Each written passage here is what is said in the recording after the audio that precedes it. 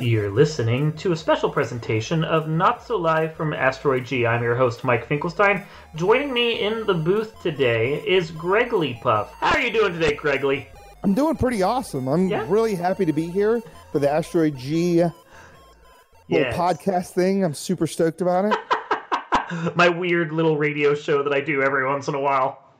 Exactly. We're going to wander around a little bit for the next, half hour or so, however long we decide to chat for. When I did this last year, most of my podcasts were like 20 to 30 minutes, but then one of them with Caleb went like an hour and 45, and neither of us wanted to stop talking. So we'll see how long this goes for.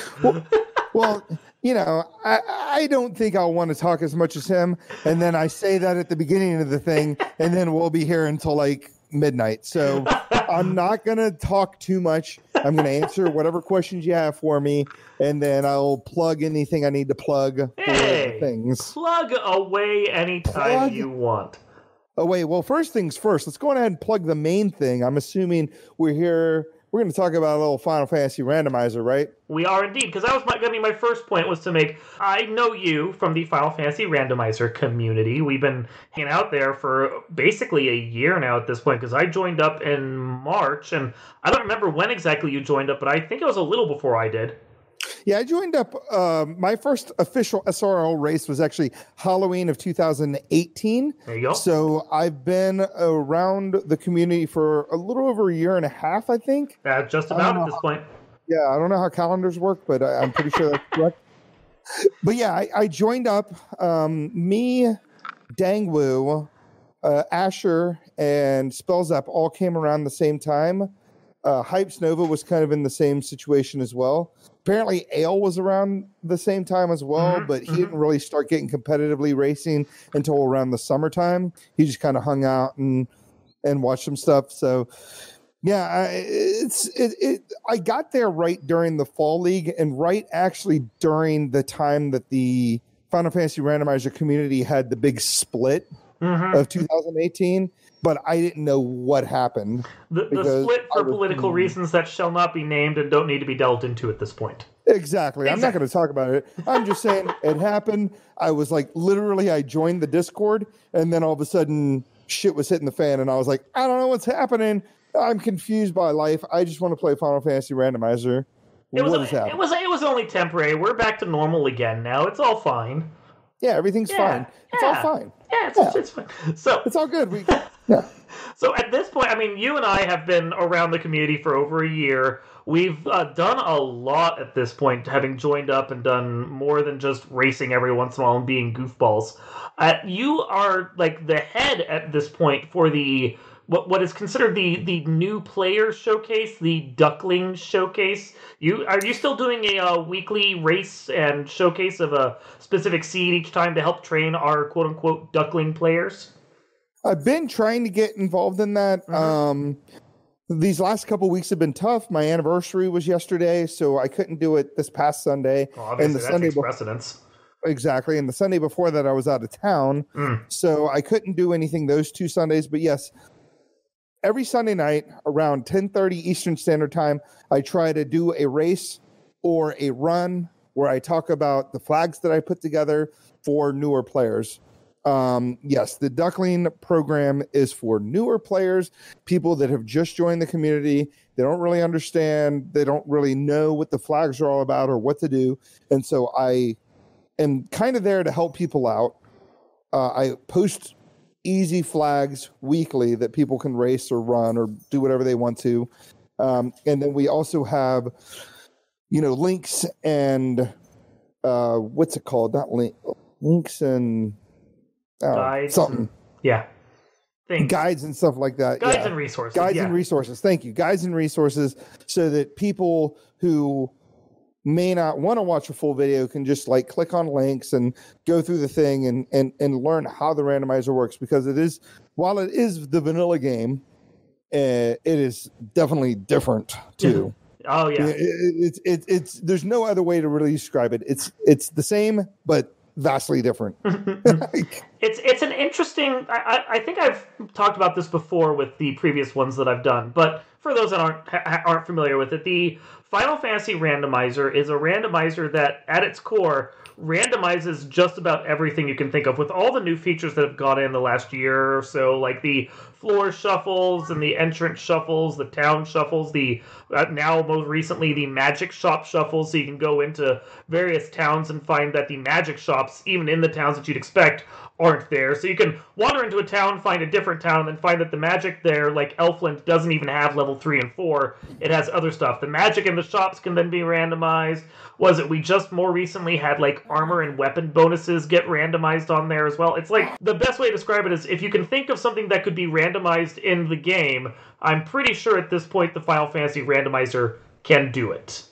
Yeah, I mean, a lot has changed even since I've joined. Yeah. I mean, I remember before I was around, free ship wasn't even a thing that could be done. And now it's all about free ship. You can do free ship. You can have a free canal. You can have free airship. Changes the meta.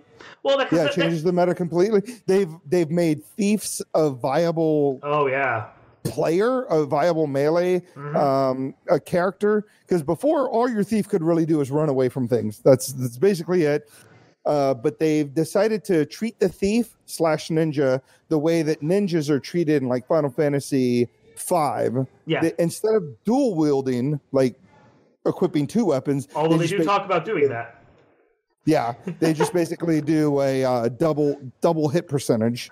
So instead of getting 1 hit, you get 2 hits. Instead of getting 2 hits, you get 4 hits, and which so is forth. really how that version of the game works, because the original Final Fantasy isn't smart enough to understand more than that. Like, speed of attacks or ATB or anything else weren't a thing when this came out. So everything is in relation to just how many hits you're doing when you get a chance to attack.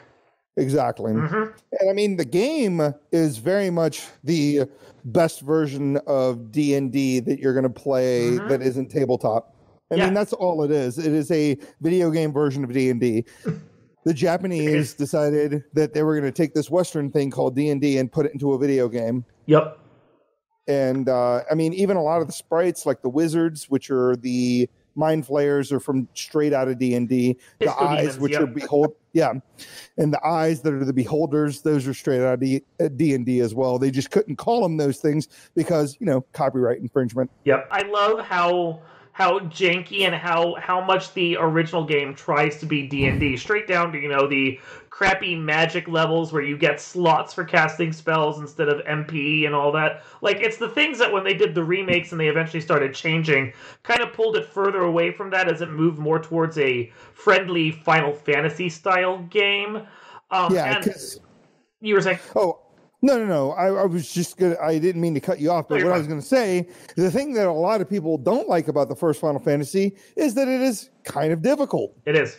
Because of those things, because it is so based on D&D, because you have to use a house to get all your spell charges back, and you only have a certain amount of spell charges per day, and that's in quotations, because you have to use either an inn or a house to recharge those spell charges, and everything's expensive. Like, so expensive. In the original game, like, you can't afford anything. Like, no, I remember I played the original game on my NES, and I mean, I only got up to the volcano, and I finally took care of Carrie, and then my game crashed because my console broke. But the I remember that, like, progress was basically gated for me to get through Marsh Cave, because that's, basically linear progression. And Marsh Cave, the first time I tried it, was so nasty that I purposely over-leveled myself to level 15 and made sure I had all the spells I wanted from Elf Cave. And that took, like I was in high school, and I had nothing better to do at that point.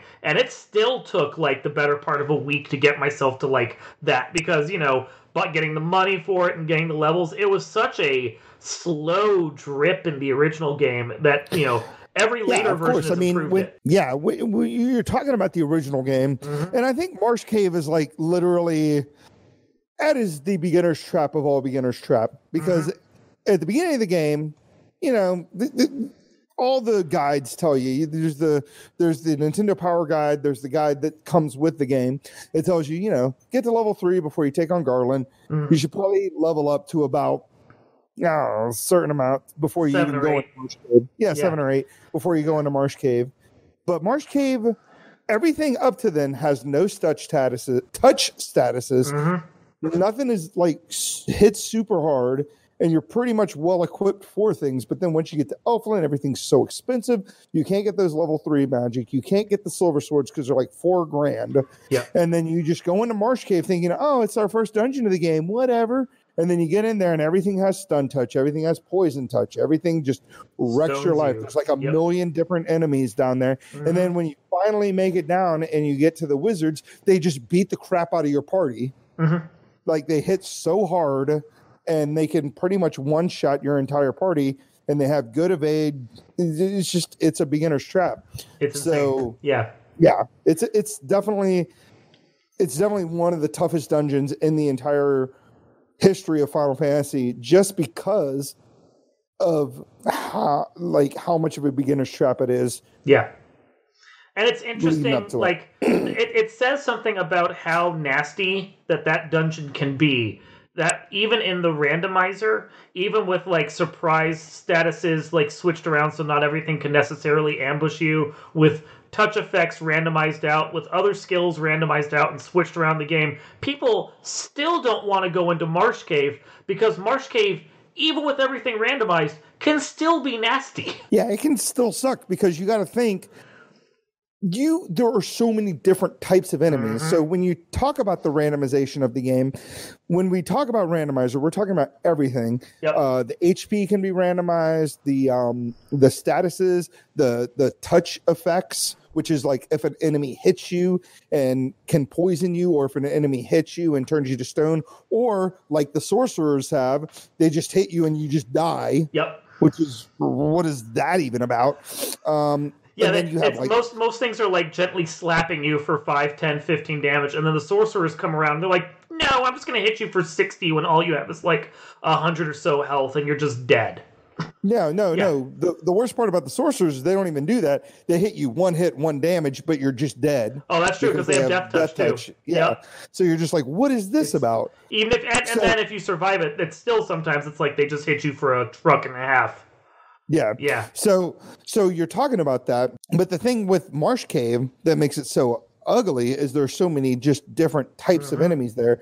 You've got your zombies, you've got your ghouls, you've got scums, you have mucks, you have spiders, you have arachnids, you have gargoyles, you have scorpions, you've got the wizards down at the bottom.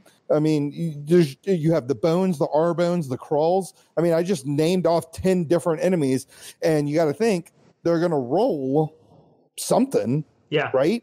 Mm-hmm. The odds that they are all just going to attack you are pretty low. Something's going to have something, because one of those enemies is going to have a thing that's going to wreck your whole Marsh Cave dive. Yeah, and that's one of the main reasons why people hate Marsh Cave, is because not only are there so many different enemies, but there's so few treasure chests down there. There's only 13 total. Yeah, it's a long dungeon with very little in the way of reward. Exactly. Very little in the way of rewards. And 13 is with the key, so it's 10 without the key. So it's just it just doesn't really make any sense, especially if it's not incentivized. Yeah, but with spring tournament flags, you're going to have to probably go into Marsh Cave anyway, because, well, the canal is always loose. Yeah. And unless you get the canoe beforehand, probably going to have to hop into Marsh Cave, since there are more chests in there than there are in the inner sea.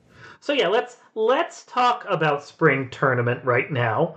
That's coming up within the next couple weeks as far as when we're recording this. I know the signups for it end soon, and the more than likely we're going to have like a full 6 weeks of Swiss, the tournament style that we're going to do before the main brackets and the official competition really goes. And so, I mean, I assume you're playing in the tournament. I am. I was one of I did not sign up as quickly as you did, but I was one of the first 10 that signed up. I mean, well, and that's the thing is, I'm curious, what do you think where you're going to end up? Do you think you're going to make it through Swiss? Are you going to make it into the tournament? Do you think you're going to go 2 and 4 in Swiss and just kind of get to watch from the sidelines? What are you expecting for your performance there? The thing that I like to do, because if I get too competitive, then I'll start getting mad at myself, and I'll start like I'll start taking it too seriously, and I don't want to be that kind of person that takes anything like this seriously, because there's no like, there's only prestige. There's only in the randomizer community name like, oh, Greg did good in this, but for the most part, it's not like there's money on the line, right? So I can't take it entirely too seriously. So for me personally, if I go 3-3, I'll be pretty happy. If I go 4-2, I'd be really stoked. I'd be like, holy, well, that's crazy. But I'm not gonna. I know that it's the luck of the draw. It's the way Swiss is. If I end up against somebody like Thunder or Ale or Crab Cakes, which Crab Cakes has not signed up for the tournament yet, but I'm assuming she will get involved. If I end up against one of those top tier players, I'll more than likely go 0-1. Then I'll go up against another 0-1 player, and we'll see how that goes. But my goal is just, I would be fine with a 3-3. Yeah, that'd be fine. I mean, 3-3, depending upon how things go, would at least get you probably into the last chance qualifier race and give you a shot at getting further than that. Yep. And so the way, let's talk about this for a second. So anybody that's listening, if you like Final Fantasy, if you're a big fan of any of the Final Fantasy games, whether it be 4, 6, 7, most people like 7 because it's the first one on the PlayStation that they saw. Yeah, I mean, for a certain generation, it is the Final Fantasy for them. Yeah. I mean, the 7 is more maybe younger than me. Maybe people about 5 to 10 years younger than I am. People our age, I think, probably played the first Final Fantasy first. Yep. But anybody that's into it, the main problem with Final Fantasy is a little slow and it's a little difficult. With the randomizer, it kind of negates all those things. The game plays much faster. And it's not quite as difficult, and the scaling makes more sense as far as the prices of things versus the money you're getting from enemies and the experience you're getting from enemies. I would recommend it. I would say go to FinalFantasyRandomizer.com, check it out.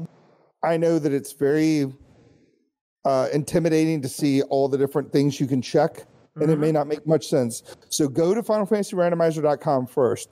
Click on the link that takes you to the Discord.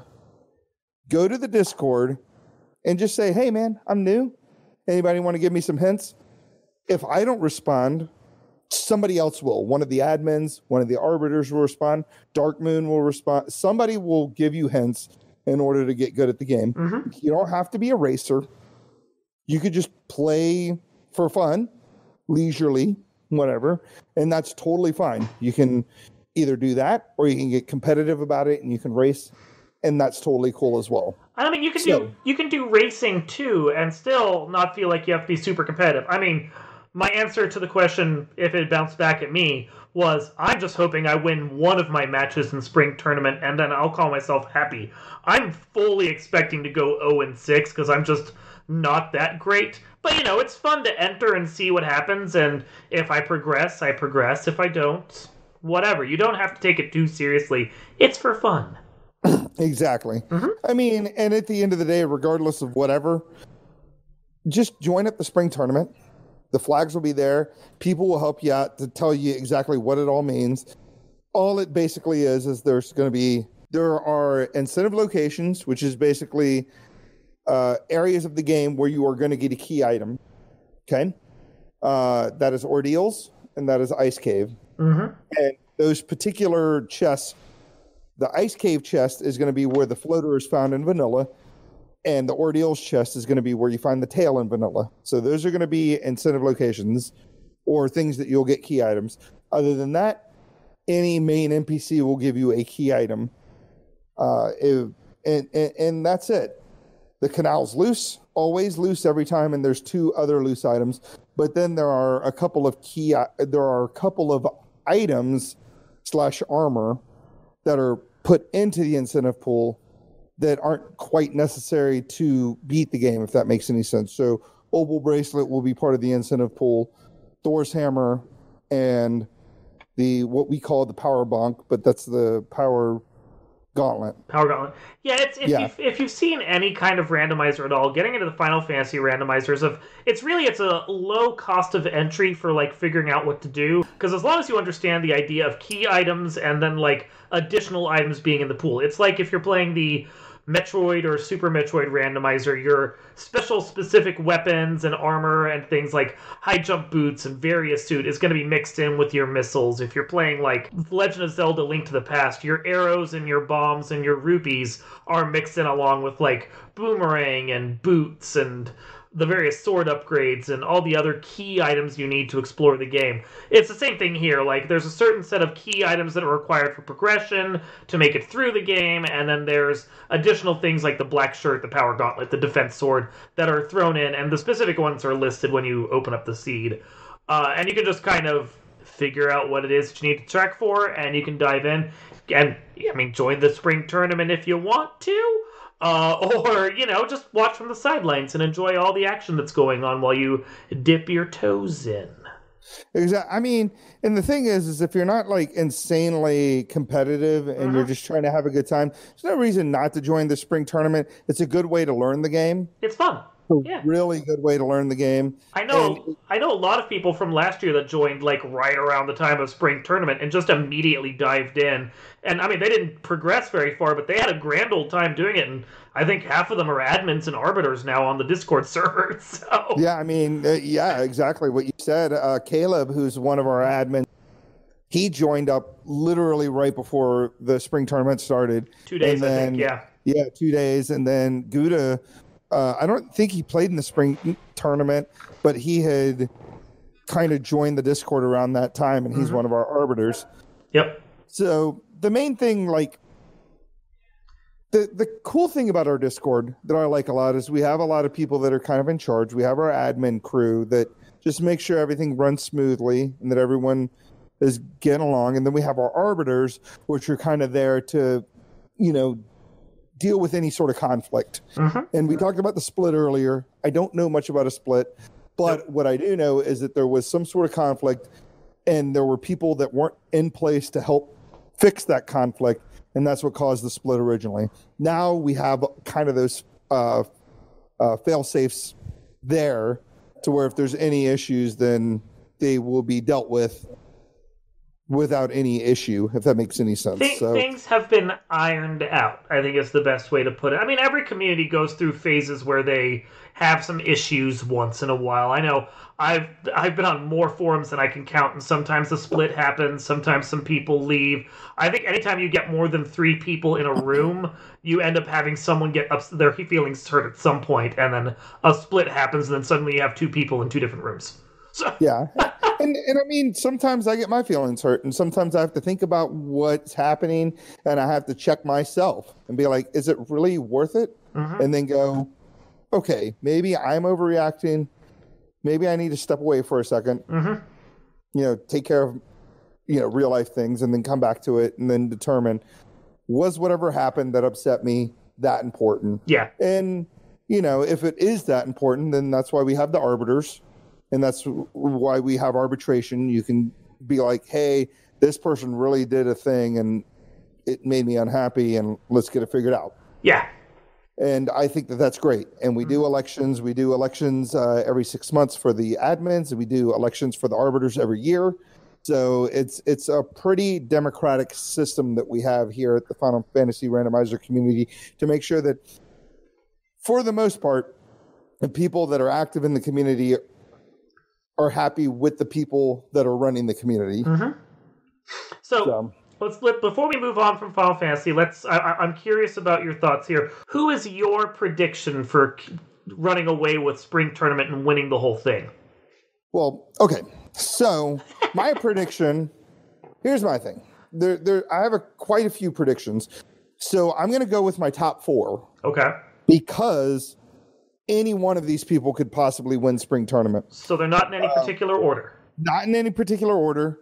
Spell Zap, because he went top 4. He's actually the number 3. I think he came in 3rd place. He defeated Tyrannex for they did like a one-off race after both of them were eliminated. He defeated him to be the 3rd place finisher of spring tournament handily. He was one of those guys that I think a lot of people were sleeping on last year. Yeah. And now everybody knows how good he is. Everyone knows how good he is now. He's been topping the new Iron Gall like championship thing that we have that kind of is our way of doing SRL Speedruns Live rankings without being on Speedruns Live, basically. And the second he got the belt, quote unquote, and took that over, he's basically been sitting pretty at the top ever since. Yeah, he's defended his title twice now. Not twice. I'm sorry. He's defended it once. He won the title last week against Ale, who was our first, our inaugural Iron Golem champion. And then he defeated Ale, and then he defended his title against Thundercloud, and now he's going up against Ale again sometime this week. And then if he defends his title again, I'm assuming he'll go up against Zenobian, because Zenobian is, I think, either second or third seed. But he could potentially be holding on to that belt for a while, depending on how things go. Yeah. Zeno is good, I will agree, but he took out Thunder, and Thunder is usually my dark horse choice for these things. Yeah. I mean, that's the thing. That's the thing, that anybody can win anything in this. Like, I defeated Zenobian earlier in a earlier today. We did a spring tournament race where we did 4 forced, and it was an earth one, and I managed to defeat Zenobian, and he's a better player than I am. It's just the way the seed rolled, and it rolled better for me than him. Yeah, sometimes you take the gambles and they pay off. Exactly. Yep. And as far as that's concerned, so Spellzap would be one of my picks. Thundercloud, like you said, is another one of my picks. This is based on the people that have signed up. So I'm not going to mention Crab Cakes, even though I just mentioned her, because she's not signed up. She's not signed up, so I can't say that she is. Crab Cakes is our Final Fantasy randomizer TASBot. Basically, yeah. Yeah, she is the person that shows up and basically wins everything. She menus perfectly. She does everything perfectly. It doesn't make any sense. No. She makes zero mistakes when she's doing any sort of menuing and when she's going through dungeons. If she chooses poorly as far as routing or as far as finding key items is concerned, she can still make up the time because of how good her menuing and how good her routing is. Yeah, because in past years, Edgeworth was considered the undisputed champion. And then she just came out of nowhere last spring tournament, and I think she only lost one race, one to Edgeworth, but that was in the last best of 3, and she won every other race she was in. She just annihilated left and right. Yeah, I don't think it was Edgeworth that she beat. I want to say she beat, she was beaten. The only race she lost, I think, was against Shadow Walker in the finals. You might be right. Yeah, because Edgeworth, he was knocked out in either the top 16 or the top 8, but I don't remember right off the top of my head. I think it was top 8. He was knocked out by Tyrannex, I think, in top 8. Yes, that's right. So, and it was crazy. It was crazy. It was a lot going on. But yeah, so just getting rid of CC only because she's not signed up. She's not signed up yet. So you've got Spellzap, you got Thunderclaw. Those are like my top 2. You've got Aelmarkin, who's also really, really good. Really good. Yep. And then I would say like another super dark horse would probably be Zenobian. These are all kind of relatively new players. If I had to go with somebody that was like an old school player, I would go with like Tyrannex or like Edgeworth. But Edgeworth, again, has not signed up. And I don't think Tyrannex has signed up either. So, yeah, a lot of the classic players that we're used to aren't in, which really changes the odds of who's going to make it. Because I think I would agree with you that if I'm picking like the most likely to win, it's going to be Spellzap. But if I'm picking like the dark horse who could pull the upset, I'm probably leaning towards Thunderclaw. Yeah. But he and when you say dark horse, you mean somebody like, he's not a dark horse in the sense that he couldn't win. He's going to win. Yeah. Because he's that good. He would just be a name that maybe most people aren't thinking of. Well, I feel like if you put the two of them in a head-to-head competition, and maybe the Iron Gall this week when Thunder and Spellzap go head-to-head proves differently. Because I've only really seen them race separately against other people. In a one-on-one battle, edge-wise, Spellzap would probably take it most of the time. So, like, the upset would go from Thunder. I don't think that, like, if he was in the top 2 with anyone else, that he'd be considered a dark horse. I just think that, assuming Spellzap makes it all the way to the end, if it's him versus Thunder, Thunder winning would be the upset. I agree with that. I totally agree with that. I think that Thunder beating Spellzap would be an upset. That's not discounting how good Thunder is. I just think that, Spellzap obviously proved it yesterday when he defeated Thundercloud to retain his Iron Golem heavyweight championship title. Mm-hmm. But yeah, spring tournament's going to be fun. We already have like close to 50 people signed up, which is huge. It's better than the last 2 years. Oh yeah, our community's growing. Yeah, 2018 was before my time, but apparently we had 46, and then in 2019 we had 46 again, and as of right now we have 49 signed up. So we are already 3 over. If we get another 4 people signed up, then we will go 6 rounds of Swiss, which I'll go ahead and go over if you don't mind. So basically what Swiss is Swiss. All right, imagine the country Switzerland. It is a neutral country, right? Everyone knows that it is a neutral country. So neutral basically, with lots of chocolate and guns. Exactly. So you take this idea of being neutral. Everybody's on a neutral plane, all right? You can have your best racers. You can have your worst racers. Everybody has a 0, right? So first round of Swiss, we just randomly pair 2 people up. So if you have like 52 racers, right, you'll have 26 matches, 1v1, and that's it. Yep. Then whoever wins goes 1-0. Whoever loses goes 0-1. All the 0-1 peoples then get paired up together. So you get those 26 people, and you get 13 races out of them, and you get the 26 1-0s, and you get races between all of them, the 13 races between those people. And then on down. Yeah. And then so forth and so on. So then the winners of the 0-1s and the losers of the 1-0s will get put into their pool. The winners of the 1-0s will get put in their losers of the 0-1s will get put into their pool, and so forth and so on. And then we do 6 weeks of that until you get to the end. You'll get like cream of the crop at the top with that somehow managed to go 6-0, and you'll have like 2 or 3 of those. Then you'll get a smaller group of 5 or a larger group of 5-1s, and even larger group of 4-2s, and then so on and so forth back down to like the couple of 0-6s and 5-1s that you might have. And then after Swiss, they'll pick the certain number of top players, the 6-0s and the 5-1s will be automatically entered into the tournament, and then everyone below to a certain level will have to like play amongst themselves in a quick match or 2 to see if they get prime slots in the tournament, and then to fill the rest of the bracket out, and then bracket stage goes from there until you basically play down like NBA or football or whatever, and you have like 1 winner left. Yeah, so yeah, exactly what he's saying. So if you're one of the lucky people, let's say we're just doing as of right now, we're still doing 5 rounds of Swiss. So if you're 5-0, you automatically just make it in. If you're 4-1, you automatically make it in. And it's your standard 16-person bracket, right? You've got 16 people, and then your 5-0s, your 5-0, your 1-5-0 will get a bye. And then all your 4-1s will get put into the Sweet 16, I guess is what you would call it, right? More or less, yeah. And then anybody that's 3-2 will be part of a big, like, kind of huge race. And whoever finishes at the top of that race will fill out the rest of the bracket. Yeah, I think last year we did, what was it, like a top 4 or top 6 or something was able to get in or some shit like that? It was 6, I think. Danny, who is joining us right now, could probably tell you more about that, right? Y'all are bossy.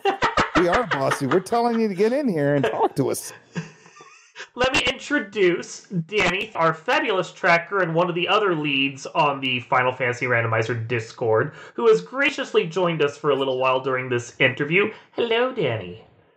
Hello. I do actually have you scheduled for an official interview later with your co-op partner, Spellzap, who we were just talking about earlier, but it's great to have you on the show.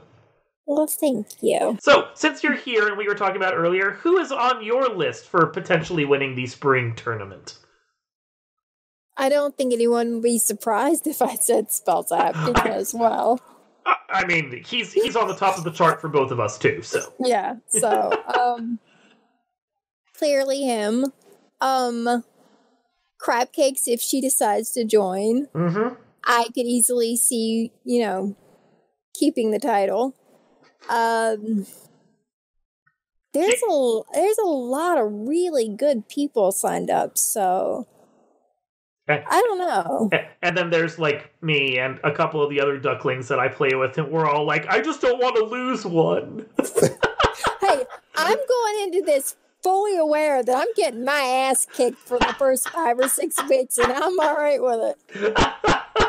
Hey, you know what, man? If you go 0-3, you're just up against the other 0-3, so it only gets easier at that point, right? So basically what you're saying is like me and Dark Moon are just going to have to try and kick each other's ass in week like 5 or 6. No, I've raced you before. You beat me, so I know if we go head-to-head where I'm ending up, okay? I started to say, wait, I didn't. I remembered. I was like, well, at the very least, during the duckling thing, I did. So, yeah, Danny, who's your top 4? You said Crab Cakes, but she's not part of the thing, so she's not... Okay. As of now, since she is not signed up, she does not count. So you got Spells Up at the top. Okay. Fuck. I'm trying to remember who else even signed up. Shadow Walker hasn't been around much and played much, but he did really well last year, and I would not be surprised if he does as well this year. He was the second place. He got defeated by Crab Cakes in the finals. I could see that. He shows up every once in a while, like on the server, and plays like a race or two, and kicks like most of the people's butts, and then like vanishes into the ether again. So yeah. He's had computer issues and stuff recently and hasn't played a lot because of it, but just got a brand new computer. So just in time to show up and kick all the ass. See, those two. Thunder's really good, so I expect him to do well. El Mark and I expect to do well. It's like just saying the exact same things I said. Yeah, I think we all have the same bracket, more or less. Because, well, I mean, I'm sure there's others that I'm forgetting. I honestly don't... I've looked at the sign-up sheet a few times, and fuck if I remember who all is on it. I didn't bother. There's a lot of people on it now. Like I mentioned to Darkman earlier, we have 48, 49 people signed up. We're just shy of 50. Yeah, because I get confused because there's like the one slot that's not really a slot, and then Solaris Strix is backed out. So I'm pretty sure there's 49 currently signed up. Yeah. So I expect that number to go up. I expect us to do 6 rounds of Swiss at this point. And if you're interested, come to FinalFantasyRandomizer.com and join the Swiss tournament. Because we're still missing a lot of people. Like, we're still missing a couple of admins that I think will want to race. Mm-hmm. We're still missing a lot of those big name people like Tyrannex and Edgeworth that haven't signed up quite yet, or Crab Cakes. I'm not sure if they're planning on signing up, but I can't imagine them not signing up either. So I don't know. We'll see how it goes. Rumor is that Crab Cakes isn't interested in defending her title this year, and maybe she wants to come around the podcast at some point and change our minds on that matter. But every time it gets mentioned around her, she's just, she kind of acts like, nah, I'm not going to do it this time. Yeah. Yeah. She said she was retired, so we shall see. We shall see. She likes to play, and she likes to help with planning, and she likes to help with the challenge seeds, and still, every once in a while, tinker with something. But from everything she says, she's out. Yeah. And again... the only person I know for sure that may have any idea of whether that's actually accurate is, of course, Spells Up, because I know that they talk to each other. So, we'll find out. We'll find out come the March 15th, because that is the final day of signups. That Sunday, leading up to the either first round of Swiss, depending on if we have 52 players, or the week before the first round of Swiss if we have less than 52 players. I think the 15th is the final day of signup. So yeah, like you said, go to FinalFantasyRandomizer.com, click on the link to the Discord, join us if you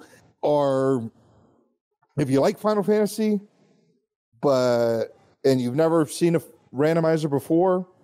join it up. It is by far the definitive way to play the original. I don't care what anybody says. It's better than the PSP version. It's better than the GBA version.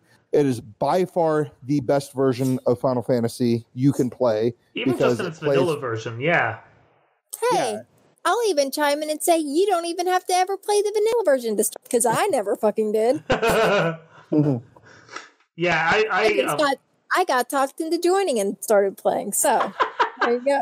I mean, I ran a improved vanilla, which is an option you can play on the main website. I ran an improved vanilla run for just people to look at, and I explored every chest and did everything. And I was able to play through the whole game, like opening everything in just a little over 4 hours. And if you're playing it on the original NES cartridge, you'll be lucky if you make it past the pirates in 4 hours. Yeah. I mean, it's just, again, like I said, it's so much, all the things that are broken with the game have been fixed. So in the original game, your thief is supposed to be the guy that runs from battles, but it was broken. Mm-hmm. Like his actual luck stat didn't matter. Yeah, no. It was all based on whoever was in the second slot of your party. Or so the slot below them or something. Yeah, it was really weird. Exactly. It was really weird how it worked. Temper was bugged, Saber was bugged. All the buff stats. All the buff stats were bugged in the game, so they didn't matter. Yeah. And now they fixed it all. And again, like I said, it's really the definitive way to play Final Fantasy, in my opinion. Even if you want to just play the vanilla game, go to the randomizer, click vanilla on the thing, it'll say it up there. Yep, it'll just vanilla. Basically, it'll say improve vanilla. It's just the original game, but with all the speed hacks and buffs and all the bug fixes in there. And you can go through the game and, like you said, 4 hours as opposed to 12 hours. Yep.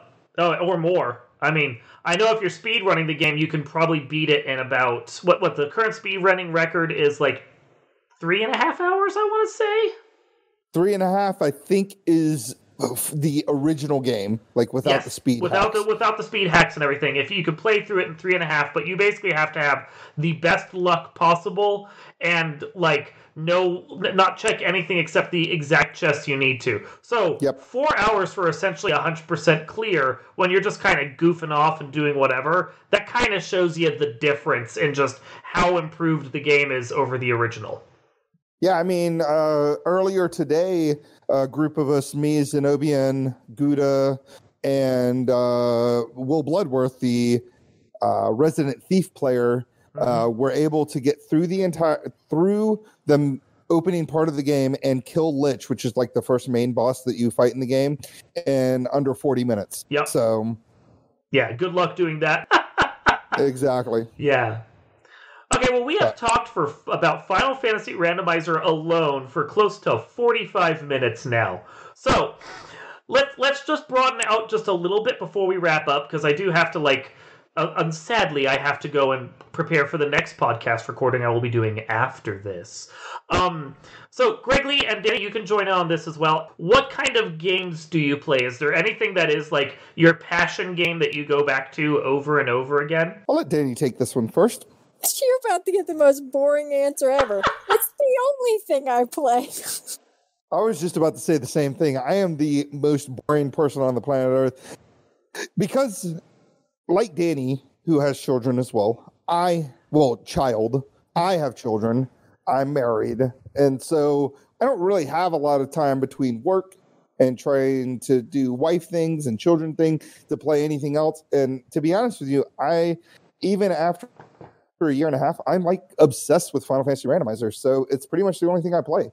And this is the only thing you play, Danny?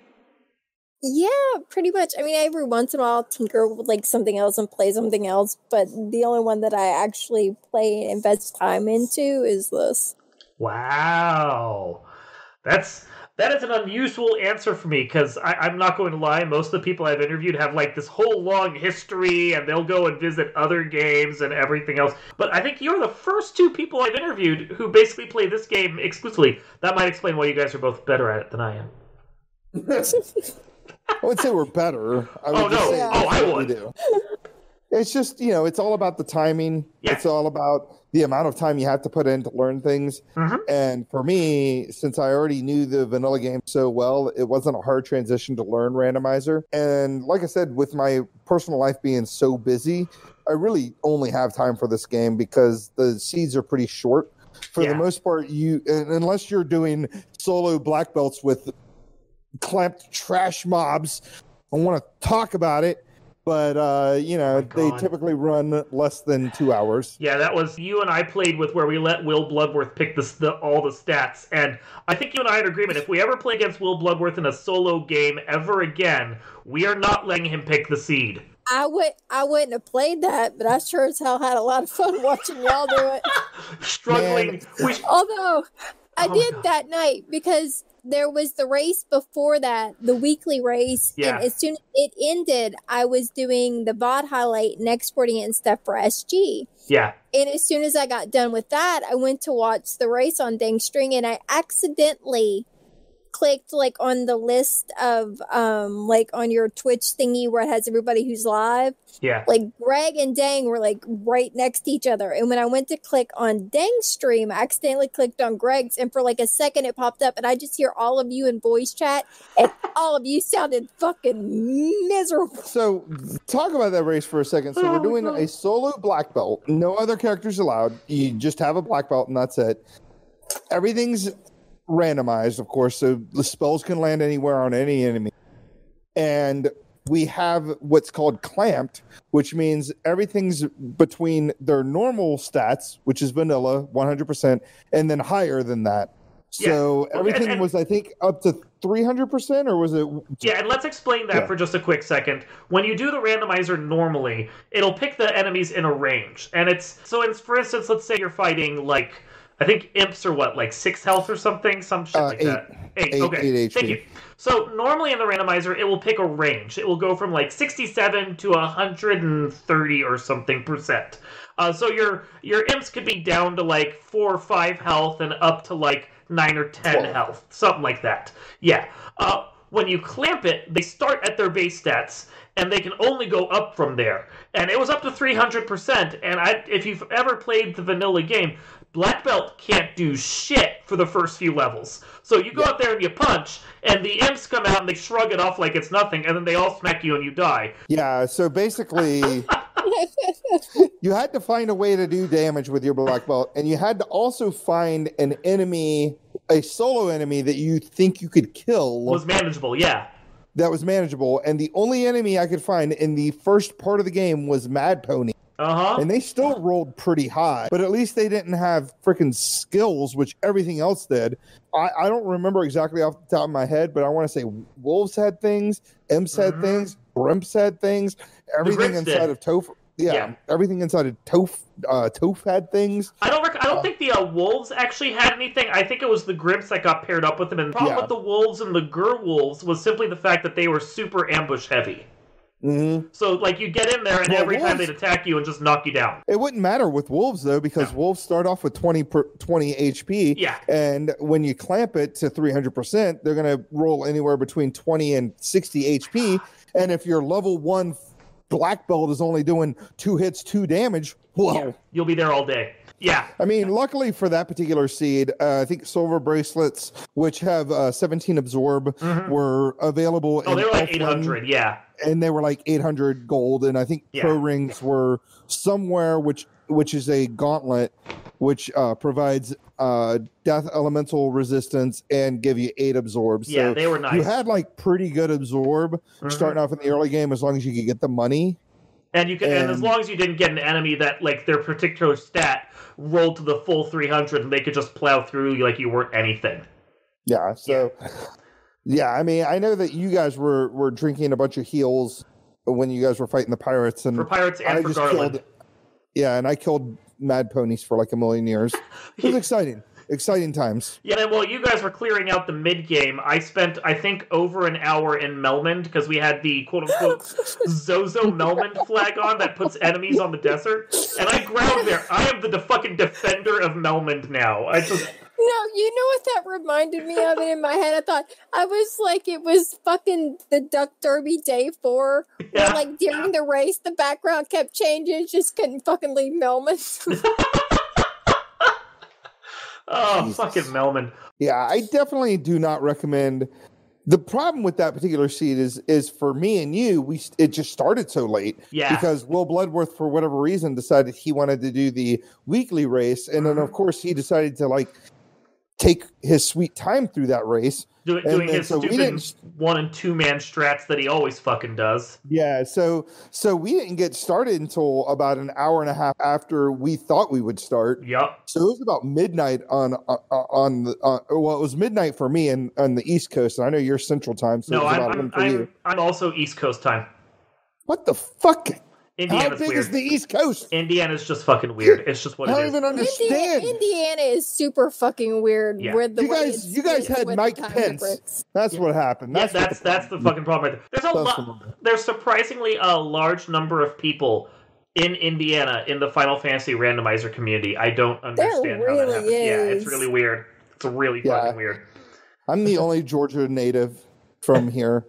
Although there's a few people. Zenobian is from here, but he doesn't live here anymore. Well, yeah, I mean, I'm from Virginia, so every time I get to go back over there for Speed Gaming Live, I'm a fucking happy camper. Dude, I can't wait for there's SG a few Live. people around there. Yeah, God, it's gonna be so fun. It's gonna be a blast. So you're coming this time? I'm gonna try my damnedest. Please. I gotta run things by certain people and do certain things for certain things. But there's money on the line. So unless something, fucks up my plans. Mm-hmm. Like I'm 100% going to be there. And I didn't run shit about nobody. I was just like, we're fucking going. The backup plan was, I was like, I didn't ask. I didn't say nothing. I told the SO, I was like, just so you know, we're fucking going to SG Live this year. Make plans. Keep it in you. Like, he don't have a planner, but if he did, just mark it down, fucking whatever, because we're going. Backup plan was, well, you decide you're not going. I'm fucking hitching a ride with Dark Moon and the wife. I'm just going to swing by and pick me up because I'm going. DC's an actual, I wouldn't want to live there ever. But it's a cool place to visit. I drove through there once. I drove through there once. That was about enough for me. I loved living in Northern Virginia. That is my home. That is my home base. I was there for like 18 damn years. I'm pretty sure I visited that place twice. So no, but I love going there. I love hitting the museums. I love the fact that all the damn museums and the zoo and everything else there is free. So if you just want to go and you want to do a museum trip, it's great. I love it. I'm so looking forward to Speed Gaming Live. They just slap you on the tourism board. Exactly. Darkmoon says. So yeah, no, I'm looking forward to seeing all the great people at Speed Gaming Live. Last year was a blast, or last year, quote unquote, it was October. I was busy most of the time. You guys saw it. You saw me passed out on webcam at least once. Hey, I'm taking notes from you, and at the very least, I get tired. I've got my own chair to take a nap in. See? Yeah. Well, the thing is that if you were that tired then, can you imagine freaking organizing a full tournament? Because it's going to be, if there's money on the line, which there is going to be if we stay where we are. Yeah. Like, there are going to be people out of the woodworks. There's going to probably be people that aren't even part of the community that are going to show up and try to get involved in it. As of right now, I think we have as far as donations are concerned, we have about $700. Last time I looked, it was close to 700. Yeah, it was close to 700, and that puts us into a. So there's the 700 plus. I think Speed Gaming matches it. It's like close to $2,000 or something ridiculous. Yeah. And then we just have to figure out how we're going to divvy that money up to whoever wins. They'll do a certain portion of it. Yeah, I mean, it's going to be a lot of fun. I'm actually way super excited for that, just because it's on the East Coast. It's not too far from me. It's about I think 11-hour drive from my house. Mm-hmm. So it's not horrible. No, it's not crazy. And it's I take this almost 2 years of experience, and I can actually potentially maybe win a few dollars doing it. So yeah, totally. Absolutely. And if I don't win a few dollars, I get to at least hang out with all the peeps. I get to see Darkmoon. Yeah, I'm just like team and right. And who else is going to be there? That team person's not too bad. Yeah, she's an all right person, I guess. Yeah. Yeah, I'm interested to see if Crab Cakes will show up because I know she lives in Virginia. From what I've heard, she lives in. I think she goes to school somewhere around in Northern Virginia. So it's just one of those things. Like we can meet the person that is the person. Maybe. And then you've got Caleb. Caleb doesn't live far from there. I'm sure he'll. I don't know. It depends on the weekend because he's getting married around then. So I don't know. Ooh, October wedding is very lovely. But I'm sure if it's not the same, whatever, I'm sure he'll be around. Yeah. Was it Meridian or was it? I think it was Meridian. Someone else was at the couch with us. Trenton. Mazada. Yeah. Meridian's lost in the Great White North somewhere in Nova Scotia. I would be tickled fucking pink if Meridian got to come. I'm telling you guys though, man, with money on the line, I can guarantee we're gonna see. Yeah. We're going to see a shit ton of people. We're going to have to it's going to be Swiss tournament.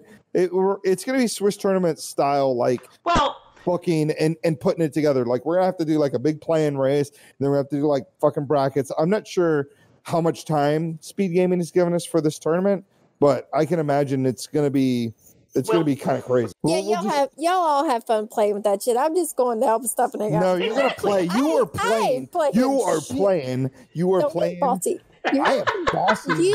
What are you gonna show up and not play? That's dumb. Yeah, why would you even show up? I did that.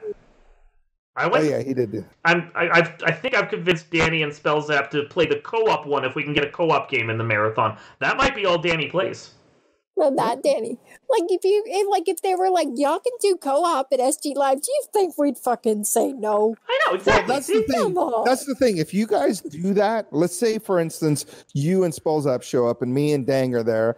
It's fucking on. It is a rematch for all the rematches for us to lose against you guys. Spellzap and team are taking down the upstarts again. Yeah, exactly.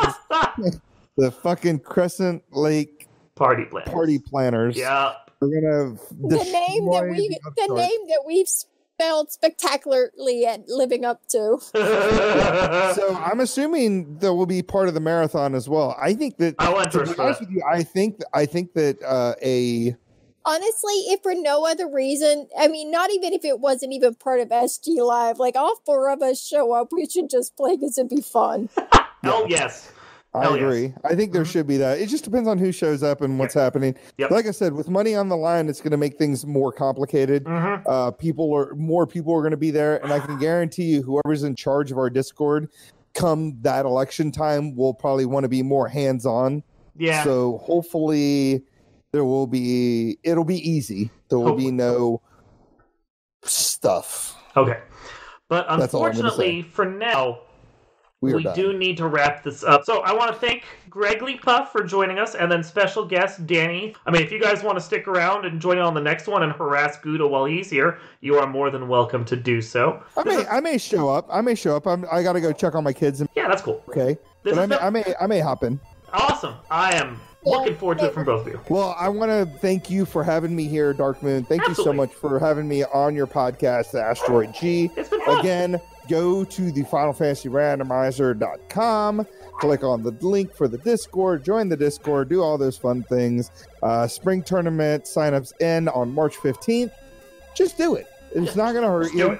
The worst thing you can do is go 0-6, and then what does it even matter? Then you'll just join me in the bottom bracket, and you can help me commentate the rest of the races. It'll be fun. Yeah, what all those things that Greg guy just said. Team. Oh, thanks, Dark Moon. Join the Discord. Come play with us. Yeah. And join the spring tournament. And if nothing else, have fun getting your ass kicked with, me and possibly Dark Moon.